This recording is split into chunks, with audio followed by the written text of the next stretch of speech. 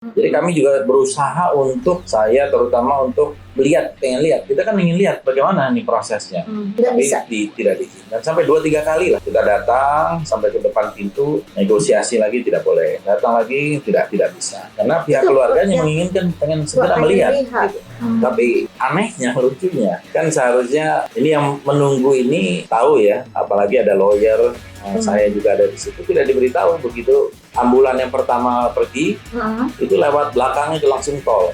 Nah, lalu kita lihat jenazah itu ada yang merekam karena itu untuk dokumentasi, saya kira, dan ada yang memotret. Di situ memang kondisi jenazah ya terlihat banyak sekali memar, luka, mungkin bekas-bekas ya dugaan siksaan di situ ya.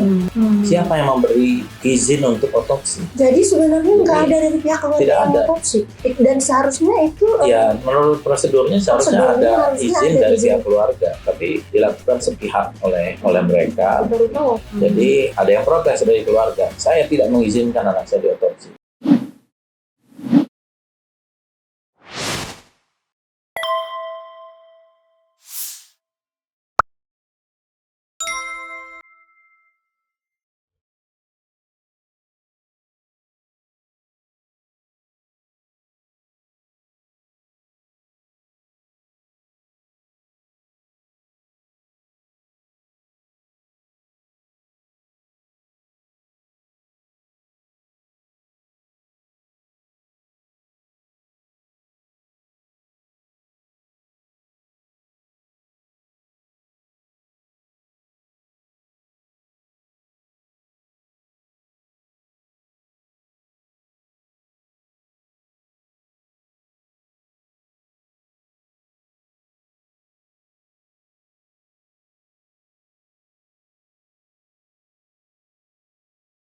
Pada hari itu ya karena emang Allah takdirkan, kok bisa ya aku nelpon karena ada ibu-ibu yang di ibu-ibu mereka, para ibu 6 laskar ini, mereka kumpul di Petamburan, dan kemudian aku ternyata surprise, kok kamu ada di situ gitu. Iya. Itu gimana ceritanya? Jadi komplitnya. Waktu itu sebenarnya saya sedang ada acara BPR di Tangerang.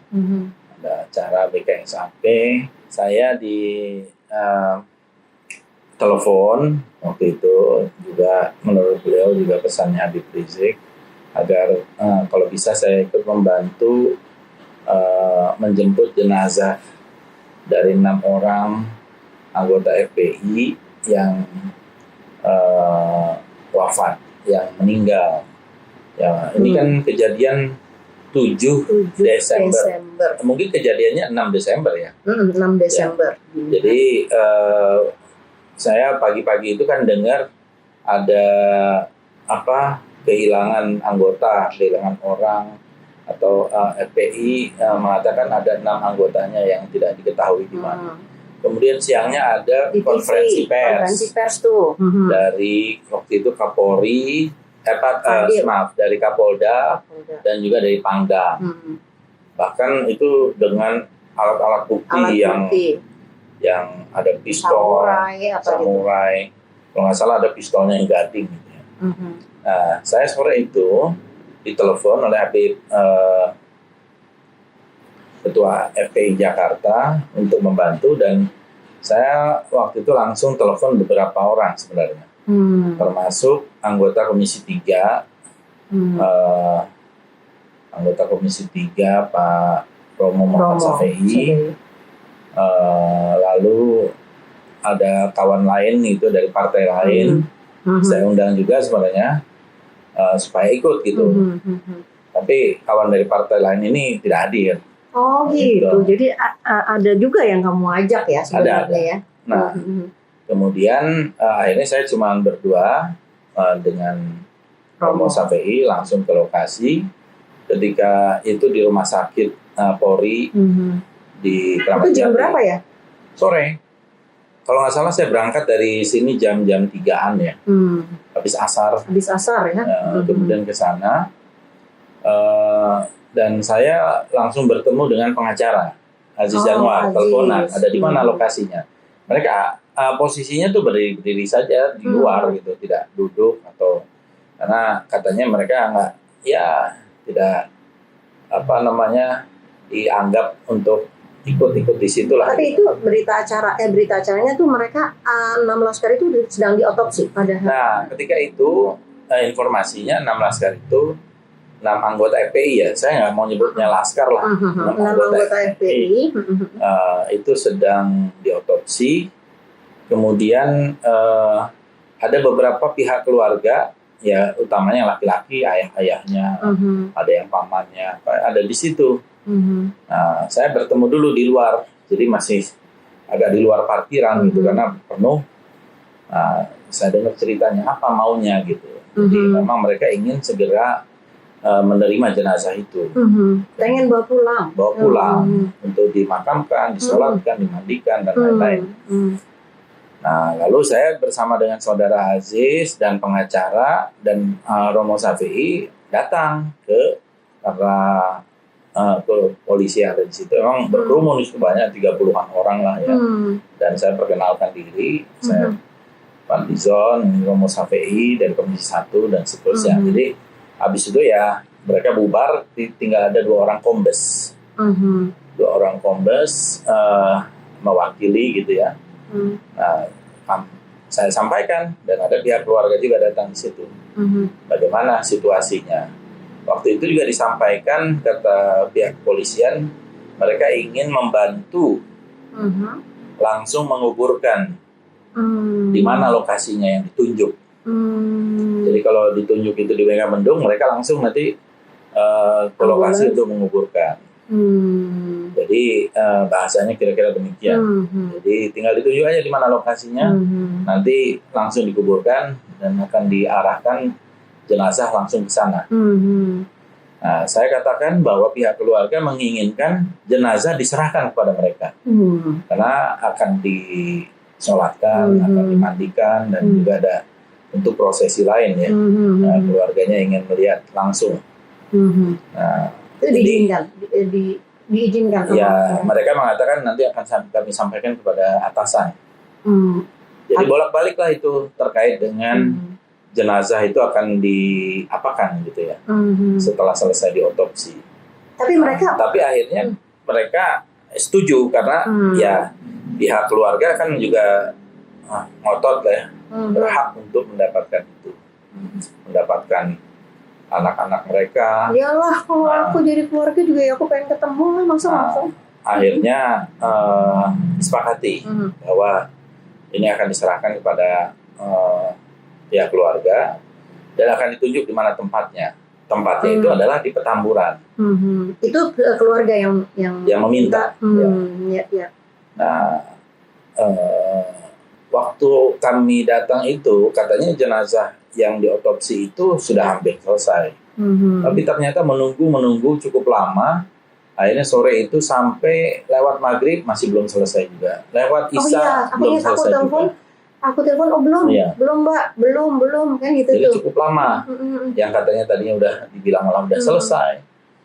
Ternyata nggak tahu apa yang terjadi di dalam.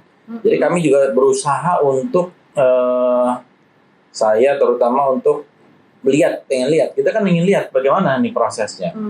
Tapi tidak diizinkan. Sampai 2-3 kali lah.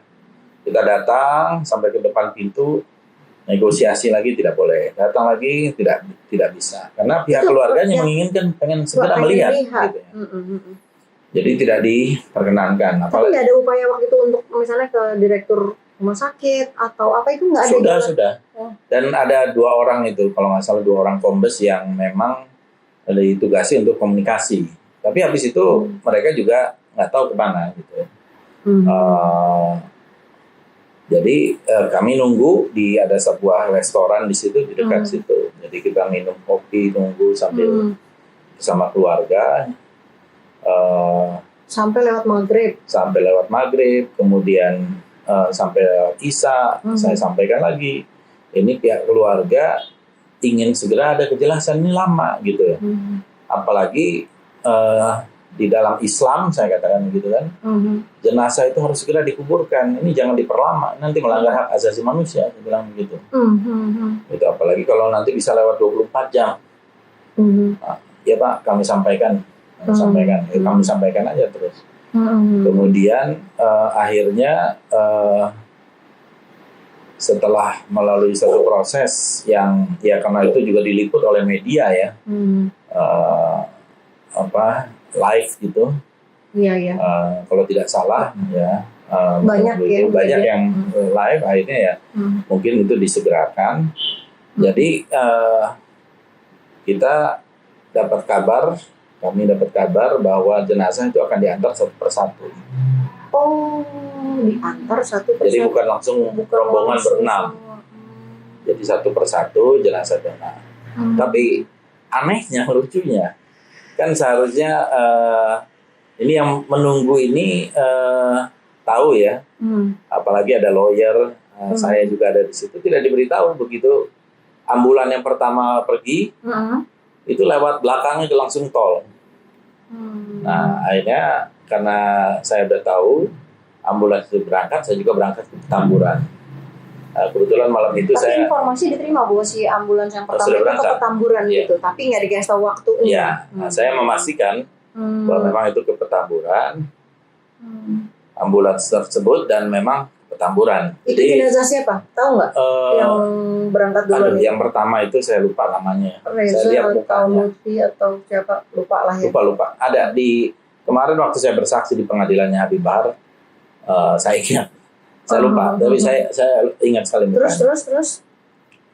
Kemudian sesampainya di sana ya tentu sudah ramai orang, masyarakat dan juga anggota FPI dan keluarga. Akhirnya masuk sampai ke lokasi tempat untuk pemandian. Jadi sudah disiapkan jenazah akan dimandikan. Nah, saya memang ada acara malam itu ILC ya. Malam itu saya ada ILC, jadi saya hanya sempat melihat jenazah yang pertama itu.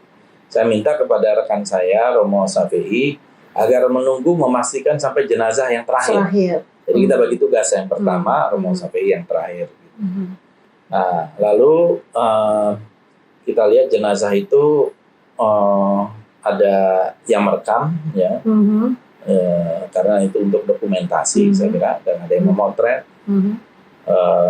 Di situ memang kondisi jenazah ya terlihat banyak sekali memar, luka, mungkin bekas-bekas ya dugaan siksaan di situ ya. Saya kira kelihatan sekali gitu ya. Kasat mata.